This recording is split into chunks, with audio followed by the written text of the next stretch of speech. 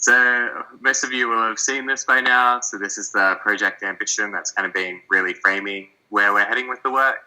It's really about kind of making a service that is easily understood, fair, accessible, and beneficial for our residents. And most of you would have seen our service vision, which kind of goes through kind of the overground, the orange route being self-service, and looking at how can our residents kind of help themselves.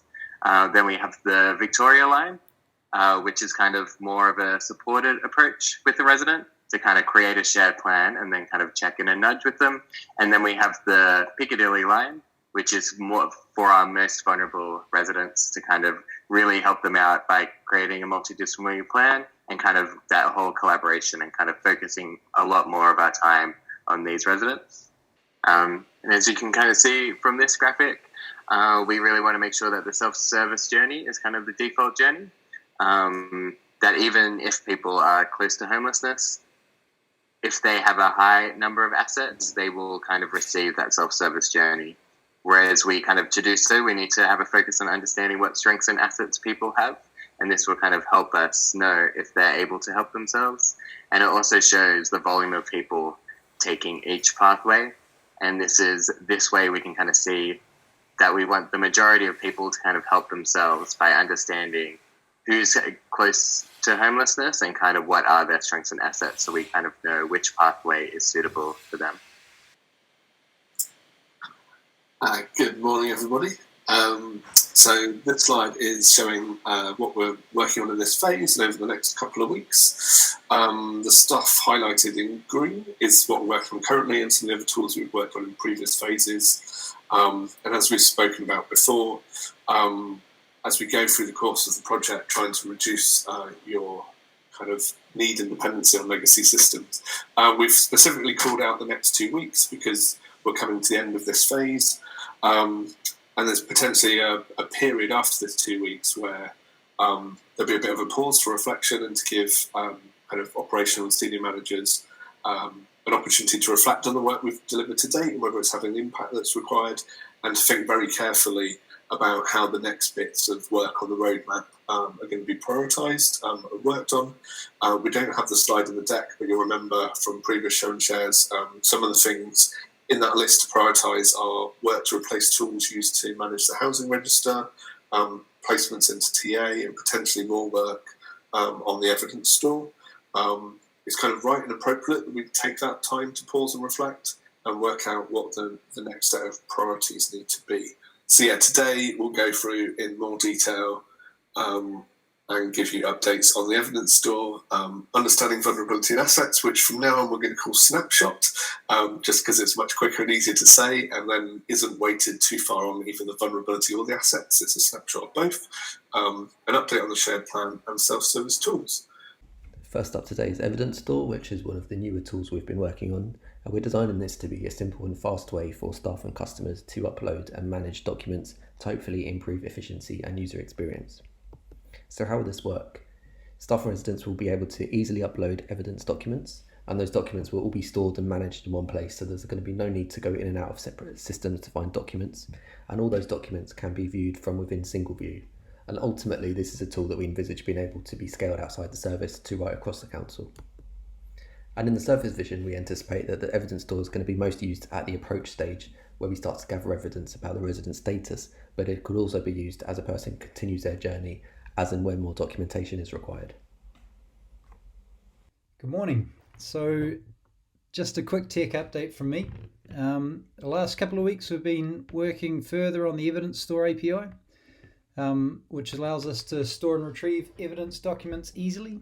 We've been plugging this API into our existing tools so that we can test if it saves time, if it reduces duplication, and if it's easier for staff and residents. And when you're done, you'll be able to request and view documents straight from the single view.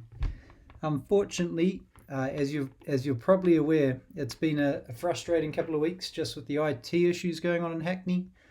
But we've been making improvements to the API, so that will be ready to go once everything's back online.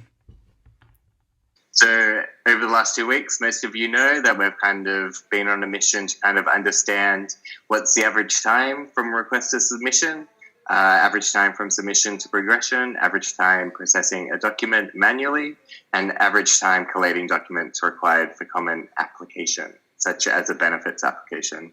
So over the last 2 weeks, we've actually learned quite a lot about all these processes, and we always expected that there was a lot of variation between document process between teams, but we can definitely confirm that now. So thank you to everyone who has kind of really clearly articulated what's involved with documents in their teams and in their role. But of course, we kind of also had a hard time to do these time trials because all the systems was down, as you would know. So over the next 2 weeks, we'll be kind of continuing this work, but also kind of hoping once we get the benchmarking data, we can kind of see how successful kind of the doc upload tool has been and kind of the future of evidence store, so that we know that it's worth building. And then kind of what's next. So as Matt has told you, we'll be launching and starting to test the new process of uploading and requesting documents from single view. And we'll also be kind of creating a backlog of features to move towards the vision that Chris showed you last time. So all good things. Now I'll pass over to Emily. Nice one. So I am going to talk to you this morning about understanding vulnerability and assets, which, as you all know, is how can we build a bigger picture of the resident's situation when they come into contact with any part of our service. And this is a really key point on our service vision, on our tube map. If we can understand someone's level of vulnerability as well as those strengths and assets that they have, we can decide what level of service is appropriate for them. Is this resident able to help themselves? Do they need a bit of support and coaching to go along that middle line? Or is this someone who's in a really complex situation and needs that multidisciplinary and multi-agency support? So over the last 2 weeks, we know that we had a lot of staff questions and some concerns around data protection and GDPR in this.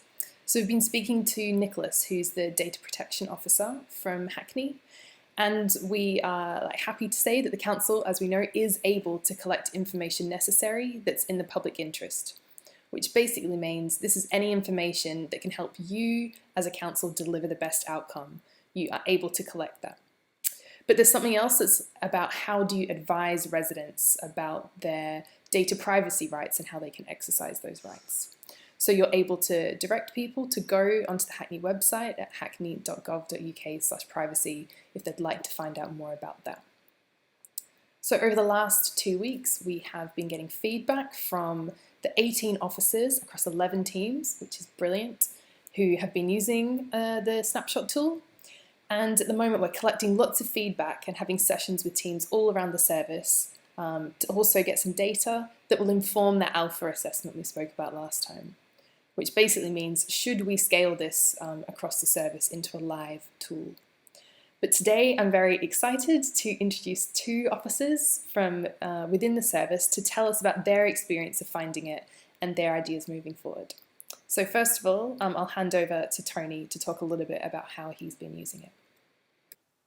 Good morning. My name's Tony MacDonald and I'm the Hospital Discharge Officer. I've been asked to talk about my experiences of using Snapshot, which I've been using for the past, I've been trying out for the past 2 weeks. Introduction to my role. I work in the integrated discharge team based at the Hamilton Hospital. Part of my duties include talking to clients who have a housing issue, which was done on the ward, but since lockdown, we've been doing them by telephone.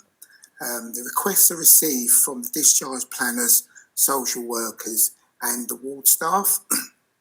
I also support clients in making approaches to their local authority, as well as booking housing appointments for Hackney clients. Since April, I've been working very closely with Ellie from the Greenhouse, who's been doing most of my hospital assessments for single homeless clients. Housing referrals. I receive my housing referrals mainly from the Hamilton Hospital, as well as other hospitals. One of the first things I do is to ensure that the clients who are homeless have a Hackney local connection. Triages. I've been doing triages for the past 6 months. When I contact a client to do the triage, I usually inform them of the information that I'll be recording about why they're homeless. recently I've been advising the clients that we'll be doing a snapshot at the end of the triage, and this is about gathering information from them to support their housing assessment. One of the first things I do is to check single view to see if the client is known to Hackney, as well as what any records we might have for them. Advantages: it gives a picture of the level of service the client may need and how much encouragement you may have to have with that client. It's easy to complete, user-friendly, it's not time-consuming. Gives a list of organisations, which gives officers information on the service that they could actually recommend to a client, all linked to a website which has information about that particular organisation. In turn, you can provide the client with useful information that they might not be aware of. It can also help officers, I think, to prepare for assessments, give them an idea of what the client needs might be, as well as prioritising their future caseload. The good thing about the snapshot is that once you finish your triage, you can go straight to the snapshot. It's all done in real time. If you haven't got a record of a particular client, once you've done the triage, that record will be there for you to do the snapshot. Comments. Obviously, the issue of data protection, I know that's come up a few times in previous show and shares. What I would say is that any information that we record is generally going to be confidential. It's important that we remember that the snapshot's going to be visible to everyone within the service, and we should be really capturing an appropriate level of information. I thought telephone numbers will be a useful addition, so that when you go into the snapshot and you see the organisation, some of the clients I work with haven't got access to the internet, so just having the telephone number there might be a useful tool just to give to that client. At what point does a new snapshot needs to be done? That's going to be a question. Is it going to be every time the client reapproaches the service, whether there's a change of circumstances? Some of my clients are in and out of temporary accommodation, where maybe their health might have taken a turn. So we might end up doing more frequent snapshots. But at least that's going to be positive in terms of giving a current position of where the client's at. Officers might worry about doing the snapshot might be adding another duty to their already busy workload. As I mentioned before, it's quite straightforward, only takes a few minutes to complete. The vulnerability snapshot, that was one of the terms we was using for it initially. I think that, the snapshot looks equally at client strengths, and I know we're sort of moving more to it being known as just a snapshot. And that's me. Thank you very much for your time. Yeah, thank you so much, Tony. It's so powerful to hear about your experience of using this. And I know that at the last show and share, there was lots and lots of interest about hearing how you got on at your role at the Homerton about using this and capturing people's vulnerabilities and assets at that point. So I know that it's been really great for officers across the service to hear that. So thank you so much for taking the time to feedback. It's been really great to hear about it. And now we are going to hear from Rob, who works in the complaints team. So the whole other end of someone's homelessness journey, rather than up front at triage where Tony is, Rob works at the other end and working with complainants. And so now Rob sent us in a short video, which is about a minute and a half, which will tell you about his experience of using it. Hi there, Robert Hamilton here from Members' Inquiries and Complaints. We answer complaints that have come in at the resolution stage of the Council's complaints procedure. How have you found using the Snapshot tool? Is this any different to the way you normally work with residents? Please give details. So we're kicking off with a nice two-part question there. So the first part, actually the Snapshot tool is very straightforward to use. It's easy to navigate.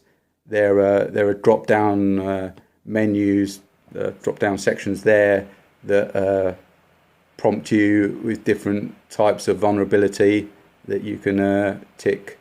And there's also the facility to add notes there. It's different, yeah. We normally have quite a lot of information to go on when we answer complaints and inquiries, obviously from the inquiry itself and also from the file. So we do signpost customers a lot to different services, whether they're council services or stakeholder services, based on what we perceive to be their needs from the information we've got. The exercise of phoning customers up and asking them where we can signpost them to may be more suitable for customer services. I think we probably need to be a little bit careful about doing that generically on the complaints team. For example, if you've got a complainant who's not happy for a particular reason and we start asking them about vulnerabilities and things, that may not be appropriate. Would anything need to change if the complaints team were asked to fill these in as part of your day-to-day role? Yes, it would. We don't normally use single view. I can see it's a really good tool for customer services and it gives a really useful overview. But for the investigation of complaints and inquiries, we tend to use each individual application. So I think that's it from me. So, yep, that's it. Smash that like, subscribe, and I'll see you on the next video. So there's some insights that we're getting from testing Snapshot across these 11 different teams. So as Tony mentioned, we've heard about having vulnerability in the name means that people are looking that this tool is only relevant for vulnerable residents, rather than capturing that snapshot and a picture of someone's strengths and assets at a point in time. So yeah, we are thinking of moving away from vulnerability snapshot and just think about it as snapshot. But if you have other suggestions, please do let us know. And yeah, we would love to rename this to something that makes a bit more sense. We've also heard from teams that have like stats and numerical targets to hit, have been struggling to engage with this experiment a little bit more and prioritize taking part against the rest of their workload. So I know that next week we'll be hearing from Thomas soon and really thinking about how we can work with managers to make sure that targets really support and encourage this new way of working. And finally, officers are working in a different way as a result of doing this, but not everyone feels confident to open up conversations around different parts of someone's life, particularly if they're presenting because of something else. So there's a lot of work I think that we can do there to make people feel confident to have those conversations, aligning with loads of the training that's already happening in the service around having good conversations. And as I say, we'll be working with managers to make sure that you feel confident to use this moving forward. So very happy to say that Snapshot is now available for everyone in service to use. You can access through single view and that little green things to note box on the left.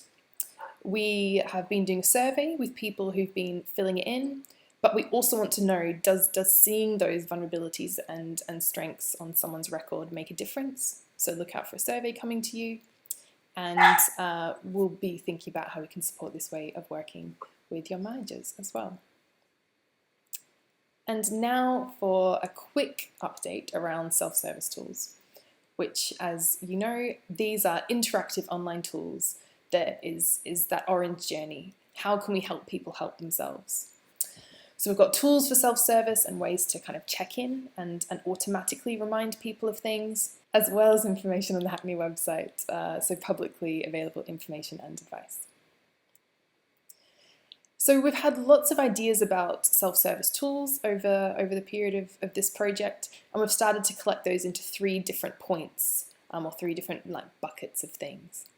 So there's a whole bunch of ideas around how we can set people's expectations so they understand what the service can provide and what the housing situation is like in Hackney. So we've built a prototype of a housing options quiz. There's work going on around a private rental sector video. Could be success stories from residents, or link in with the training that you're already having around identifying people's strengths. Then in someone's actual finding a property journey and that search, we've been looking at using the shared plan to set some pre-set actions. And these could be for common scenarios that could be, coming up to a homelessness assessment, but could also be a preset plan around finding your own private rental place, linking out to these other tools, which might include a way to calculate affordability if the benefit cap applies, or an interactive finding a property guide that sets out the step-by-step. And that could all be powered by a database of services that's up-to-date information about organisations and services in the borough. Then there could also be tools that help people sustain their tenancy. So like automatic messages that might check in with people after they've moved into new accommodation to check how they're doing and that they're able to sustain that. So I'm now going to talk you through that video. So here's a prototype of a video that will help people understand what the housing situation is like in Hackney. And so it's really simple and short. There's 3 questions. And it asks what your thought is on something. So how many houses do you think are waiting for the housing register, or what kind of property do you think the council is most likely to provide? And then it follows up with a bit of explanation. And we hope that this will help people understand those key messages before they come in for an assessment for homelessness. So in terms of self-service tools, what's next? We want to get to a minimum viable product, which is basically a small thing that actually works, that sets out that step-by-step property guide.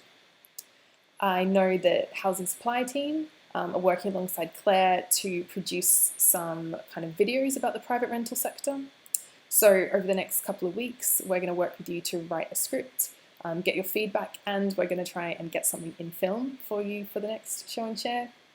And finally, we'll be testing that housing options quiz and seeing how residents engage with it through the shared plan, which Chris will give you a whole load more detail on now. So I'll hand over to him. Now on to some updates around the shared plan, which, as many of you will be familiar with, is a tool that enables officers and residents to collaborate on a shared plan of action. And we've designed this shared plan to be used in different parts of the service depending on the level of need that somebody has.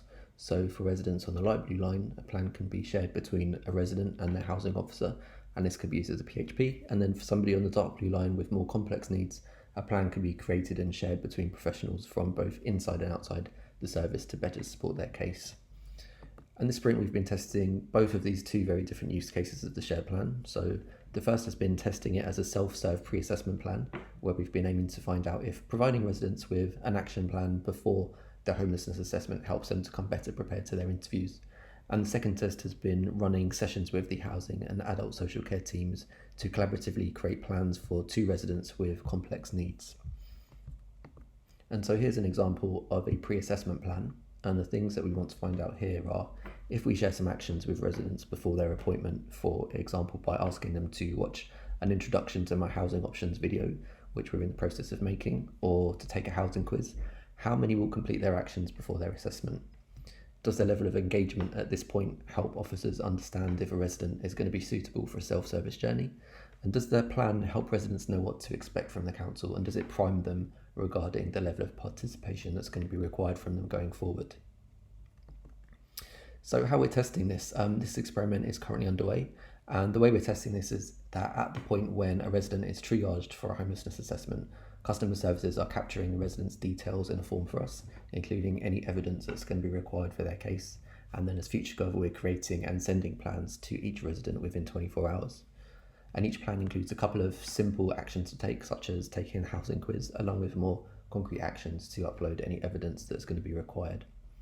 And the idea here is that when a resident comes to their assessment, the housing officer will be able to check if those actions have already been completed. And then if any further actions are identified during the assessment, those can be added to the same plan, where they can automatically start to function as a PHP. So the resident could potentially take this one plan with them throughout their whole journey with the council.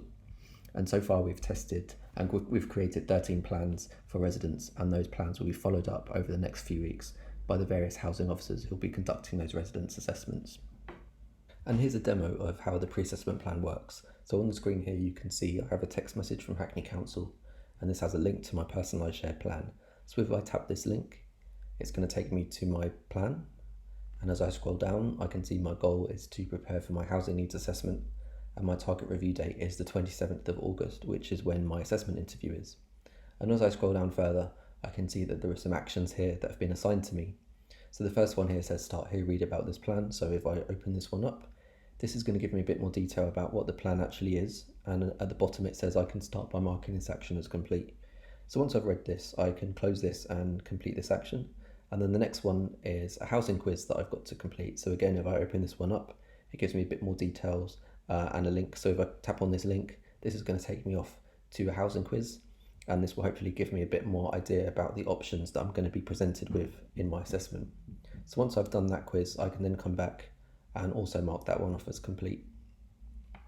And if I scroll down further, I can see I've got more actions I need to do, some of which involve uploading evidence. So if I open up the first one here, which is proof of identity, this is giving me an idea of what kind of proof of identity is going to be accepted and a link where I can upload it. Again, so if I tap on that link, I can upload this directly from my phone.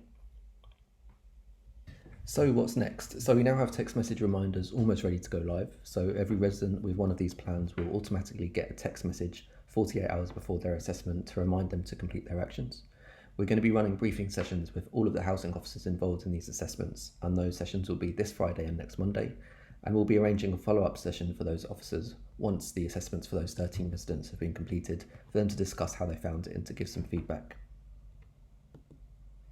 And now on to multidisciplinary plans, where this sprint we've created our first 2 plans with teams from across the service, but also with colleagues from housing, social services and mental health. And I'll pass over to James Hunt to tell you a bit more.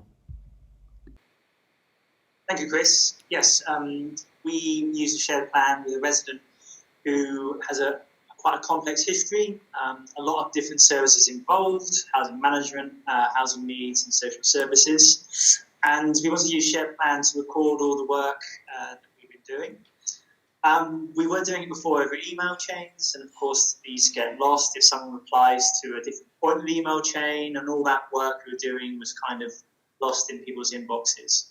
So the shared plan was really an excellent way to list all the work we did.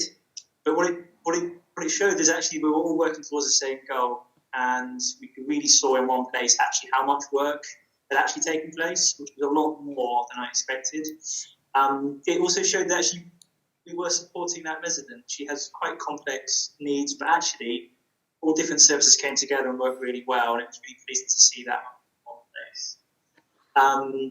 And unfortunately, due to the sort of dynamic of the case, there is we can also use the shared plan, yes, to show that we try to support that resident. We can also use as evidence that we have tried to do everything we can if, unfortunately, the outcome comes to if this resident needs to be evicted. So it's kind of a win-win for both teams. So how do we put this together? We did a virtual online meeting where we shared screens and we had one person scribing. We really made sure that we added the actions that we completed to show the work we've been made, because obviously we were catching up on work we've already done. And it made me really feel like we were one Hackney, whereby I would normally send a referral to housing needs and I would then say that's that bit done. The share plan kind of makes that mockery that we are one Hackney. There's no need for us to record that referral. We really focused our support and work on that one resident, and we could also record the actions for that resident. So we actually had a good log of what was going on. It's going to have to change how we interact with residents. Obviously, this is something we want to share, and we will need to be careful in our wording, and we will need to take a view of, like, do we want someone to read this? There's obviously internal things that I need to do as well, so I can't record some things, so there's going to have to be maybe another way of having to record that. But ideally, we should be recording these actions as we work with the resident. We obviously were catching up on the work we've done, but in the future, that meeting will solely be dedicated to going through those actions and updating people. So we make that meeting we have face-to-face or future online much more meaningful and useful. So it's new, so obviously there's ideas for improvement. Having a summary of the actions for you and actions for the resident in one place would be really good. This was quite a lengthy and complex case, so actually it was quite a long page. This particular resident doesn't have access to any email or internet access and limited text So probably she doesn't own a smartphone, so this would have to be exported in principle to letter. This resident also has a tenancy already, so their motivation for completing their actions may be not as high as actions someone from coming to seek housing will have. So actually we needed a mechanism to record why actions weren't completed. And this probably won't be the only time you'll be working on a shared plan. So actually, we're going to need some way of having a mechanism to display all your outstanding actions for you as a worker across all your shared plans. Once we get used to this, and it's a really useful tool, then you are going to have a lot of actions assigned to you, and it'd be nice to have one place to see that. And also, if you're not at the meeting, if someone signs an action to you, how are you going to know without going to the action plan? So I think that's going to be quite important. Something like Google, where someone signs an action to you, get notified, but there's has to be some way of collating all these in the future. I'll now pass you over to Liz. Hi, so my name is Lizzie. I'm the mental health liaison worker with the Hackney Street Outreach team. So although I work within the council, I'm employed by the NHS, and I became involved in the particular situation that we've been using the shared plan for. There was not just myself from the NHS, there were also a wide range of different people from different departments within the council, and then also the resident themselves is being supported by a number of agencies, including an advocate. So that meant that it was quite difficult to keep track of who was doing what, and I think we were mostly trying to casework in email threads. I think one day I had 3 different email threads going from different people discussing kind of the same thing, and I was having to write summaries every few days for the advocate to explain, what had been happening and what the plan was. So in terms of having the shared plan, it's been really helpful for that, to be able to see quickly and clearly what everybody's doing and what I'm supposed to be doing, and also to be able to catch up with what's happening without having to constantly bother Sam on emails to, ask her, has the suitability review come back yet? It's really helpful to be able to quickly see a snapshot of what's going on. Also, because there's so many different agencies involved, it's really useful to have one clear plan so that we can all communicate the same message to the client to avoid confusion or misinterpretation of information. I think I'll just hand over to Sam. Hi, my name's Sam Daniel. I'm the lettings manager, and my role is to actually secure accommodation for the individuals and not so much work with them, but just ensure that they accept the property. The key thing that I found that has been really good in working with the shared plan, it assists us in, as Lizzie was saying, finding out what information has been said, where it's been kept, and in some respects, ensuring that when those email threads do go out, that we are not forwarding on information that should not be shared, so we're not breaching data protection. So this allows us to do that kind of work. As you can see on the slides, the main things that we were saying is that it's highlighted the main actions that are outstanding. So for us, there are many different layers to actually supporting someone and getting them to move. So this is like behind the scenes. So mainly it can be on our system on UHW or UHT, but it might be on a system which one of the providers doesn't have access to. So it's really good that we're able to put down the main notes and the main issues of the case onto a shared plan so that all can see what's going on. Needed to be written in a way that it's okay to be shared, making sure that we don't breach data protection, making sure that we're not putting something on there that might be sensitive to the individual. So yes, there may be a mental health issue, but that person does not believe that they've got a mental health issue. So they might turn around and say that we're actually saying something which is not, that they don't agree with, or something which we perceive and we don't actually have that information. So we don't want to upset people in regards to that side of things. We've come in in regards to this particular case that we've been working with, we came in right at the end of the case, and so because it's so complex, we found that it actually helped us. As Lizzie said, you know, she's got lots of input in this particular case. She's got notes all over the place, but not particularly on UH, so we can't actually see. So it's almost like we've got to have some kind of device to tap into Lizzie's mind, find out what's going on with this particular case, which we're not able to do. So having that information, and likewise for Lizzie, she doesn't know what we're doing. She doesn't know our role. She doesn't know what it is that we're working on in the background. So we're able to converse in this side, and we're able to set tasks as well.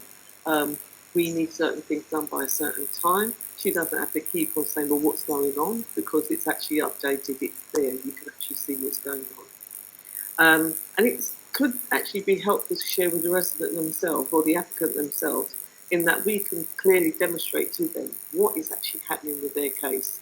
So instead of we getting multiple complaints, a scattergun approach to trying to get answers, whereby you end up with 3 or 4 different people answering one complaint, because it's come through several different services, housing management, lettings, TA, and then through to the mayor as well, or through a member's complaint. We can actually say, okay, this is what's going on. We just need one point of access, one point of contact, and this is what it's going to be. Yeah, I think we were looking at kind of considering, I think it's a bit of a new way of working for various departments within the housing needs team to have something so kind of open and easily shareable with residents or their advocates. And I think there's kind of, we're thinking about kind of pros and cons of that. So like, obviously, like Sam was just saying, a big positive of that is that actually with that transparency, people can see what's going on, because quite a lot of the time when people aren't hearing all the time from the council, they assume, oh, they're not doing anything, whereas actually there's a lot of work going on. I think that we were also thinking about sort of what information can be shared with residents, what information is more useful to be shared among colleagues. So with the shared plan, it's very, it's really good at focusing on the actions and who's doing what, which is very helpful in terms of focus. But also I found that because I'm coming from a different discipline, sometimes I wanted to explain a bit more about why I was doing something. So, for example, if I was saying that I was going to consider someone's capacity under the Mental Capacity Act, I might want to add a little bit about that and why I think that's relevant. So we were thinking about kind of where the headlines are and where the narrative notes sit. So at the moment, I'm going to be adding them on Jigsaw rather than adding anything else, like, you know, developing another system that people need to use. I think sometimes there's a bit of like discomfort around, you know, what could be shared with residents, what if they disagree, like, for example, like Sam said, a lot of people that may have mental health needs may disagree about that, but I think, you know, it's okay to name that. And within mental health services, we've had a system of doing shared care planning, which the service user contributes to and has access to for a long time. And I think it's okay to say, like, you know, I think this, but you think that is what we're doing. So one of the ideas is for improvement. So how can we improve? I mean, one of the things that we picked up in coming at the bottom end of doing this case is that what Lizzie wants to put on there, where can she put that information? Does that go into the actual plan, or should that be put somewhere separate, like in a notes column, similar to Jigsaw?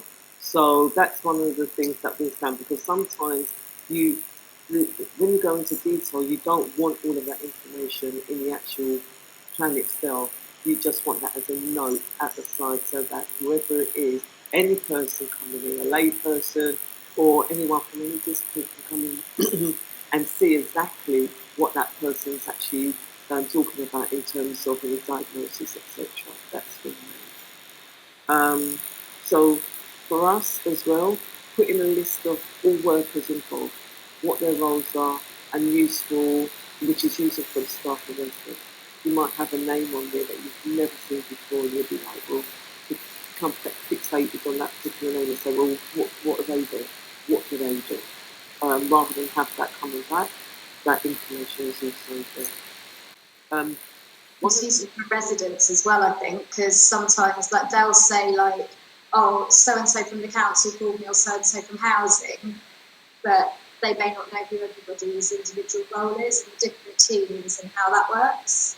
Just that, so it's always like Sam and I were sort of saying how it's useful if somebody makes a complaint or if there's judicial review, it's really useful to have a timeline of what happened and when.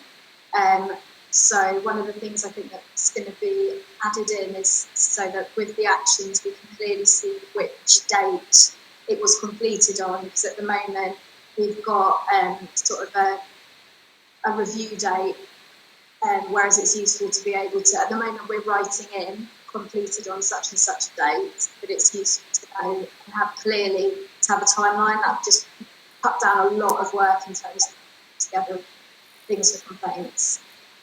That also allows us to save any dates for completion, so it can stand up as evidence. So if someone's doing a review, appeal, or anything, we can actually use that in court as well. It may go against us, it may go good for us, but you know, it's there. We can actually say to them, this is the date and this is the date we completed it, and it wasn't manipulated.